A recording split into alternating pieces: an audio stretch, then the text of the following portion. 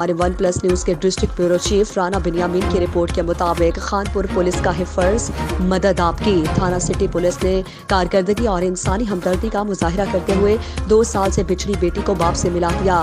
باپ بیٹی کی ملاقات کے رخت آمیز مناظر۔ S H O city Saifullah Khan Korai نے بتایا کہ 2 روز قبل تقریباً 17 سالہ اب نارمل لڑکی نسیم بی بی پولیس کو ملی، جس کی اطلاع ہم نے افسران بالا کو کی اور مقامی عدالت میں بھی پیش کیا۔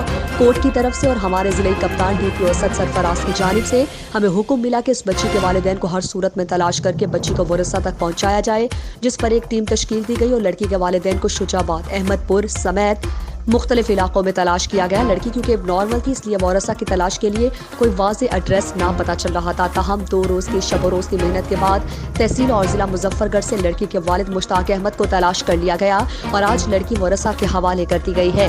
انہوں نے کہا کہ بیٹیاں سانجھی ہوتی ہیں اور آج ایک بچھڑی ہوئی بیٹی کو باپ سے ملتے دیکھ کر دلی سکون ملا ہے۔ اس موقع پر مشتاق احمد نے کہا کہ میری بیٹی 2 سال قبل گم ہوئی تھی اور ہم اپنی بچی کو ہر جگہ تلاش کرنے کے بعد اس کے ملنے کی امید کھو چکے تھے۔